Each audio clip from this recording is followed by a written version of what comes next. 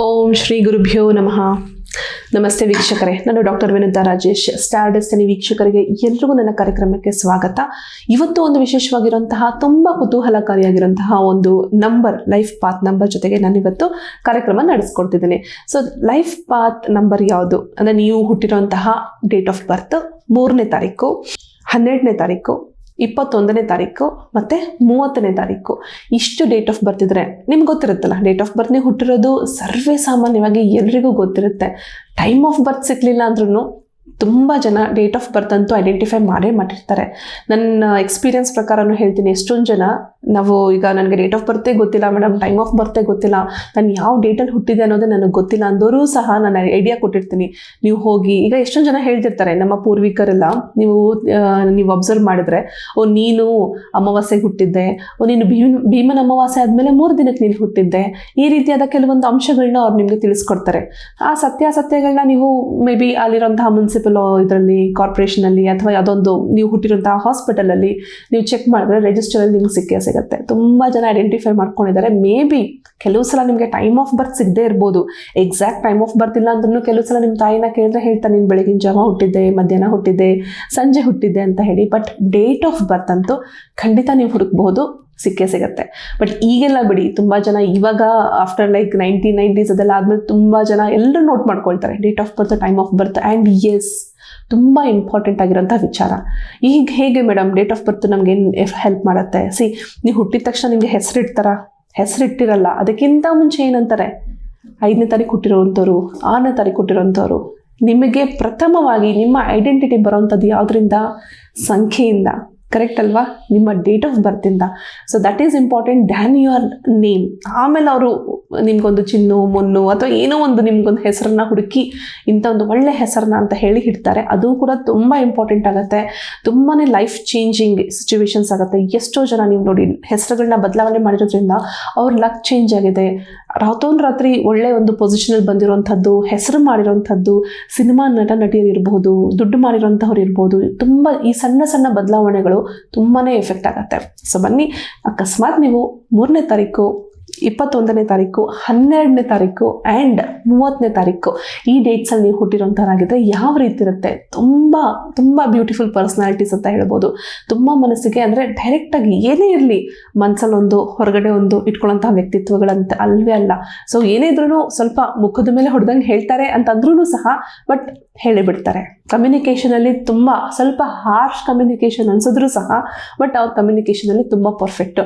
ಮತ್ತು ಈ ಪ್ರಿಡಿಕ್ಷನ್ಸು ಅಥವಾ ಈ ಜನರಲ್ ಥಿಂಗ್ಸ್ ನಿಮಗೆಲ್ಲ ನಾನು ನಾಟ್ ಓನ್ಲಿ ಫಾರ್ 2024 ಅಂತಲ್ಲ, ಎಲ್ರಿಗೂ ಯೂಶ್ವಲ್ ಆಗಿರುತ್ತೆ ಇದು ಜನರಲ್ ಆಗಿ ಹೇಳೋವಂಥ ವಿಚಾರಗಳು. ಯಾಕೆಂದರೆ ಅವರ ಕ್ಯಾರೆಕ್ಟರಿಸ್ಟಿಕ್ಸ್ನ ವರ್ಣನೆ ಆಗ್ತಾ ಇದೆ.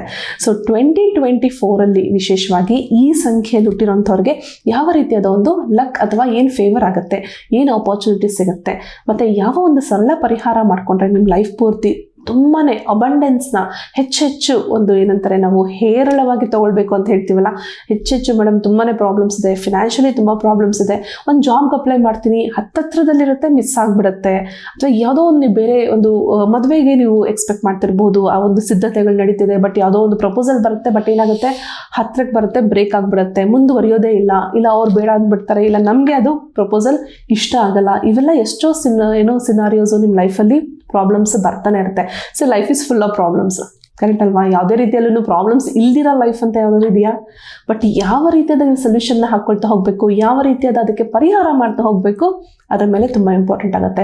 ಸೊ ಬನ್ನಿ, 2024 ಹೊಸ ವರ್ಷ, 23 ಮುಗೀತು, ಇನ್ನು ಎಷ್ಟೋ ವರ್ಷಗಳು ಮುಗೀತು, ಎಷ್ಟೋ ಪ್ರಾಬ್ಲಮ್ಸು ಮುಗೀತು. ಬಟ್ 24 ಏನೆಲ್ಲ ನಿಮಗೆ ಚೇಂಜಸ್ ಕಾಣಿಸ್ಬೋದು, ಪ್ರಾಬ್ಲಮ್ಸ್ ಕಾಣಿಸ್ಬೋದು, ಏನೆಲ್ಲ ನಿಮಗೆ ಒಳ್ಳೇದಾಗ್ಬೋದು, ಪ್ರತಿಯೊಂದು ನಿಮಗೆ ತಿಳಿಸ್ಕೊಡ್ತೀನಿ. ಸೊ ಈ ಡೇಟ್ಸ್ ನಾನು ನಿಮಗೆ ಆಲ್ರೆಡಿ ತಿಳಿಸಿದ್ದೀನಿ, ಬಟ್ ತುಂಬ ಇಂಪಾರ್ಟೆಂಟ್ ಆಗುತ್ತೆ. ನ್ಯೂಮರಾಲಜಿ ಮತ್ತು ಡೇಟ್ ಮನುಷ್ಯನಿಗೆ ತುಂಬಾ ಎಫೆಕ್ಟ್ ಆಗಿ ಕೊಡುತ್ತೆ. ಈವನ್ ದುಡ್ಡು, ನಾವು ಹೆಸರದ ಮೇಲೆ ಕರಿತೀವ ದುಡ್ಡನ್ನು, ಸಂಖ್ಯೆಯಲ್ಲೇ ತಾನೇ ನಾವು ದುಡ್ಡನ್ನು ಸಹ ಸಂಪಾದನೆ ಮಾಡ್ತೀವಿ. ನಿಮ್ಮ ಅಕೌಂಟಲ್ಲಿ ಎಷ್ಟಿದೆ ಅಂತ ನಾವು ಯಾವುದ್ರಲ್ಲಿ ವರ್ಣಿಸ್ತೀವಿ ಅಥವಾ ಯಾವುದ್ರಲ್ಲಿ ರೆಕಗ್ನೈಸ್ ಮಾಡ್ತೀವಿ?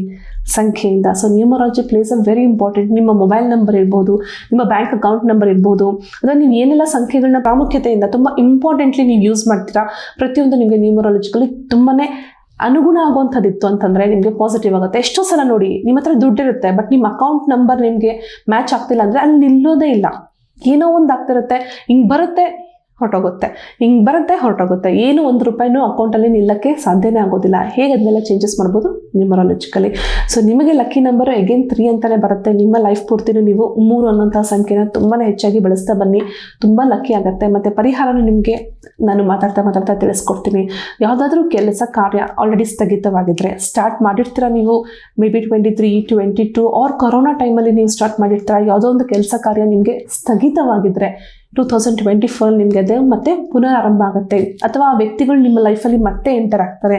ಯಾರೋ ಬಿಟ್ಟು ಹೋಗಿರೋಂತಹ ವ್ಯಕ್ತಿ, ಲೈಫಲ್ಲಿ ದೂರ ಆಗಿಬಿಟ್ಟಿರೋಂತಹ ವ್ಯಕ್ತಿ, ನಿಮ್ಮ ಪ್ರೀತಿ ಪಾತ್ರ ವ್ಯಕ್ತಿನೂ ಆಗಿರ್ಬೋದು, ನೀವು ಇಷ್ಟಪಡುವಂಥ ವ್ಯಕ್ತಿನೂ ಆಗಿರ್ಬೋದು, ಯಾರೋ ನಿಮ್ಮಿಂದ ದೂರ ಆಗಿರ್ತಾರೆ, ಆ ವ್ಯಕ್ತಿ ನಿಮ್ಮ ಲೈಫಲ್ಲಿ ಮತ್ತೆ 2024 ಎಂಟ್ರಿ ಆಗ್ತಾರೆ. ಏನೋ ಮಿಸ್ಅಂಡರ್ಸ್ಟ್ಯಾಂಡಿಂಗ್ ಆಗಿರುತ್ತೆ, ಅಥವಾ ಏನೋ ಒಂದು ಈಗೋ ಇಶ್ಯೂಸ್ ಆಗಿರುತ್ತೆ, ಕ್ಲಾಶಸ್ ಆಗಿರುತ್ತೆ, ನಿಮ್ಮಿಂದ ದೂರ ಆಗಿಬಿಟ್ಟಿರ್ತಾರೆ. ಸೊ ತಾನಾಗೆ ಅವ್ರು ನಿಮ್ಮನ್ನು 2024 ಕನೆಕ್ಟ್ ಮಾಡ್ಕೊಳ್ತಾರೆ, ನಿಮ್ಮ ಜೊತೆ ಮಾತಾಡ್ತಾರೆ, ನಿಮ್ಮ ಜೊತೆ ಮತ್ತೆ ಬಾಂಧವ್ಯವನ್ನು ಮುಂದುವರಿಸ್ತಾರೆ. ಇದು ಒಂದು ಮೇಜರ್ ಚೇಂಜಸ್ ಆಯಿತು ಅಂತಂದರೆ, ಜಾಬಲ್ಲಿ ಹೋಗ್ತಿರೋಂಥವ್ರಿಗೆ ತುಂಬ ಒಳ್ಳೆ ಟೈಮ್ ಅಂತಲೇ ಹೇಳ್ಬೋದು. ಈ ಡೇಟ್ಸಲ್ಲಿ ಹುಟ್ಟಿರೋಂಥವ್ರು ಮತ್ತು ಜಾಬ್ ಮಾಡ್ತಿರೋಂಥವ್ರಿಗೆ ಪ್ರಮೋಷನ್ ಅಂತೂ ಗ್ಯಾರಂಟಿ ಸಿಗುತ್ತೆ. ಎಸ್, 2024 ನೀವು ಅಬ್ಸರ್ವ್ ಮಾಡಿ, ಮಾರ್ಚ್, ಏಪ್ರಿಲ್ ಆಲ್ಮೋಸ್ಟ್ ಆ ಒಂದು ತಿಂಗಳುಗಳಲ್ಲಿ ಪ್ರಮೋಷನ್ ಸಿಗುವಂಥ ಚಾನ್ಸಸ್ಸು ತುಂಬ ಹೆಚ್ಚಾಗಿರುತ್ತೆ. ಕೆಲವರಿಗೆ ಡಿಸೆಂಬರ್ ಆದಮೇಲೆ ಪ್ರಮೋಷನ್ಸ್ ಆಗುತ್ತೆ, ಕೆಲವರಿಗೆ ಮಾರ್ಚ್, ಏಪ್ರಿಲಲ್ಲಿ ಪ್ರಮೋಷನ್ಸ್ ಆಗೋ ಚಾನ್ಸಸ್ ಇದೆ. ಸೊ 24 ಹುಟ್ಟೋರಿಗೆ ತುಂಬ ಒಳ್ಳೆಯ ಸಮಯ, ಪ್ರಮೋಷನ್ ಖಂಡಿತ. ಮದುವೆ ವಿಚಾರಗಳಲ್ಲಿ ಸ್ವಲ್ಪ ಹಿನ್ನಡೆ ಆಗ್ಬೋದು, ಅಗೇನ್ ಸೇಮ್ ಸಮಸ್ಯೆಗಳಾಗ್ಬೋದು. ಬಟ್ ನಾನು ಹೇಳೋಂಥ ಈ ಒಂದು ಸರಳವಾಗಿರೋಂತಹ ಪರಿಹಾರ ಮಾಡಿ, ಖಂಡಿತ ನಿಮ್ಗೆ ಅದರಲ್ಲಿ ಸೊಲ್ಯೂಷನ್ ಸಿಗುತ್ತೆ. ಬಟ್ ಏನು ಪ್ರಾಬ್ಲಮ್ಸ್ ಆಗ್ಬೋದು, ಮದುವೆ ಆಗುತ್ತಾ ಮೇಡಮ್ ಅಟ್ಲೀಸ್ಟು? ಇಲ್ಲ. ಯಾಕೆ ಅಂತಂದರೆ ಎಷ್ಟೋ ವಿಚಾರಗಳಲ್ಲಿ ನಿಮಗೆ ಅವ್ರ ಕಡೆಯಿಂದ ಸಮಸ್ಯೆ ಆಗುತ್ತೆ. ಅಂದರೆ ನೀವು ಹುಡುಗ ಆಗಿದ್ರೆ ಹುಡುಗಿ ಕಡೆಯಿಂದ ಸಮಸ್ಯೆ ಆಗುತ್ತೆ, ಅಥವಾ ಈ ಡೇಟಲ್ಲಿ ಹುಟ್ಟಿರೋಂಥ ಹುಡುಗಿ ಆಗಿದ್ರೆ ಹುಡುಗನ ಕಡೆಯಿಂದ ಡಿಲೇ ಆಗುತ್ತೆ, ಬೇಡ ನಾವು ಮುಂದುವರಿಸ್ತೀವಿ, ಅಥವಾ ಇದೇನು ಪೋಸ್ಟ್ಪೋನ್ ಮಾಡೋಣ, ಡೇಟ್ನ ಪೋಸ್ಟ್ಪೋನ್ ಮಾಡೋಣ ಅಂತ ಹೇಳಿ ಏನೋ ಒಂದು ಪ್ರಾಬ್ಲಮ್ಸ್ನ ಕ್ರಿಯೇಟ್ ಮಾಡಿ ಅವ್ರು ಏನು ಮಾಡ್ತಾರೆ, ಮುಂದೆ ಹಾಕ್ತಾರೆ ಮದುವೆನ. ಸೊ ಹಾಗಾಗಿ ಅಥವಾ ಹುಡುಗಿ ನೋಡೋಕೆ ಬಂದಾಗ್ಲೇ ಅಥವಾ ಹುಡುಗ ನೋಡೋಕೆ ಬಂದಾಗ್ಲೇ ಏನೋ ಒಂದು ಕ್ಲಾಶಸ್ ಆಗ್ತಿರುತ್ತೆ, ಅವ್ರು ಬೇಡ ಅಂತ ಹೇಳೋವಂಥದ್ದು, ಅಥವಾ ಏನೋ ಒಂದು ನಮ್ಗೆ ಇಷ್ಟ ಆಗಲಿಲ್ಲ ಅನ್ನೋದು, ಅದು ಒಬ್ರಿಗೆ ಇಷ್ಟ ಆಗಿರುತ್ತೆ ಬಟ್ ಇನ್ನೊಬ್ರಿಗೆ ಇಷ್ಟ ಆಗಿರಲ್ಲ. ಸೊ ಈ ರೀತಿಯಾದ ಪ್ರಾಬ್ಲಮ್ಸ್ 2024 ಮದುವೆ ವಿಚಾರದಲ್ಲಿ ಕಾಣ್ತಿದೆ. And also related to love. Yes, ನೀವೇನಾದರೂ ಮನಸ್ಸಲ್ಲಿ ಅಂದ್ಕೊಂಡಿದ್ದು ನಾನು ಇಷ್ಟ ಅಂತ ಪಡೋವಂಥ ಹುಡುಗಿಗೆ ಏನಾದರೂ ಹೇಳ್ಕೋಬಹುದಾ, ನನ್ನ ಆಕೆಗೆ ಅವ್ರು ನನ್ನನ್ನು ಒಪ್ಕೊಳ್ತಾರ? ಎಷ್ಟು ಜನಕ್ಕೆ ಡೌಟ್ ಏನಿರುತ್ತೆ, ನಾನೇನೋ ಹೇಳ್ತೀನಿ ಬಟ್ ಅವ್ರು ರಿಜೆಕ್ಟ್ ಮಾಡಿಬಿಟ್ರೆ.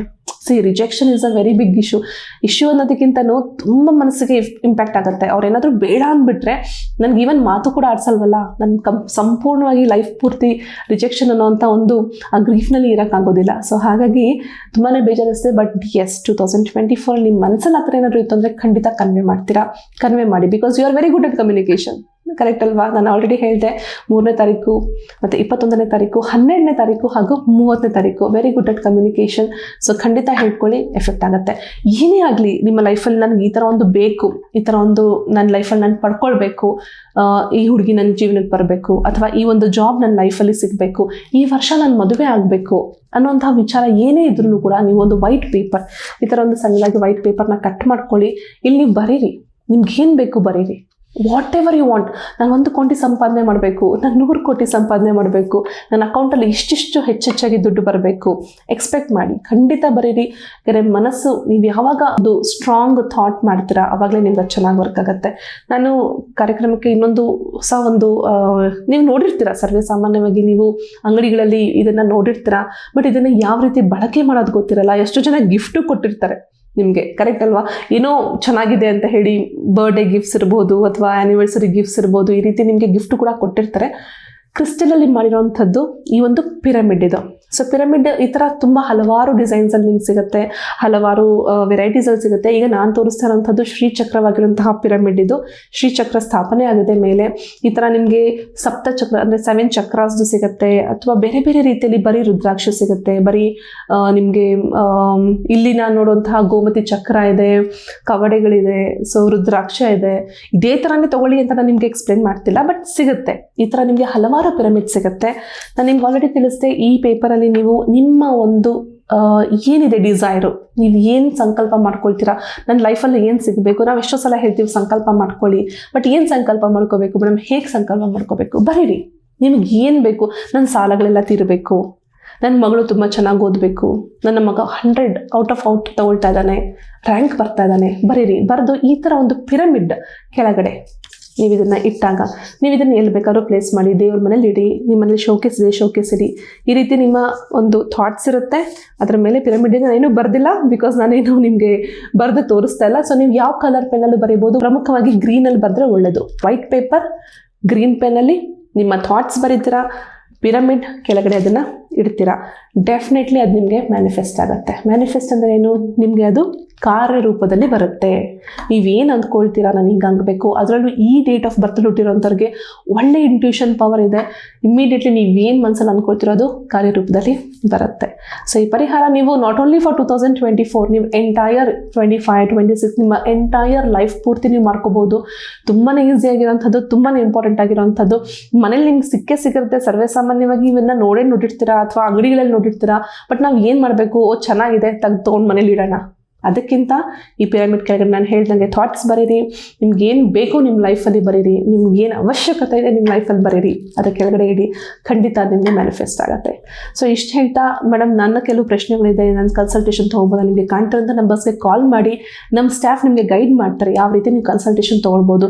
ದಯವಿಟ್ಟು 10 ಗಂಟೆಯಿಂದ 7 ಗಂಟೆ ಒಳಗಡೆ ಕಾಲ್ ಮಾಡಿ. ಅದಾದಮೇಲೆ ಮಿಸ್ ಆಗುತ್ತೆ. ತುಂಬ ಜನ ಕಾಲ್ ಮಾಡ್ತೀರಾ, ತುಂಬ ಜನ ಎಕ್ಸ್ಪೆಕ್ಟ್ ಮಾಡ್ತಿರ್ತೀರಾ. ನಿಮಗೂ ಇದೇ ಥರ ಹೊಸ ಕಾರ್ಯಕ್ರಮಗಳು ಬೇಕು, ನೀವು ಕಮೆಂಟ್ ಸೆಕ್ಷನಲ್ಲಿ ಕಮೆಂಟು ಸಹ ಮಾಡಿ. ಮತ್ತು ಬೇಕಾಗಿರುವಂತಹ ಕನ್ಸಲ್ಟೇಷನ್ ನಂಬರ್ಸ್ಗೆ ಕಾಲ್ ಮಾಡಿ, ನಿಮಗೆ ಅವರು ಗೈಡ್ ಮಾಡ್ತಾರೆ. ಸೊ ಎಷ್ಟು ಹೇಳ್ತಾ ಇವತ್ತಿನ ಕಾರ್ಯಕ್ರಮ ಮುಗಿಸೋಣ. ಸರ್ವೇ ಜನ ಸುಖಿನೋ ಭವಂತು, ಸನ್ಮಂಗಳ ನಿಭವಂತು. ಧನ್ಯವಾದಗಳು.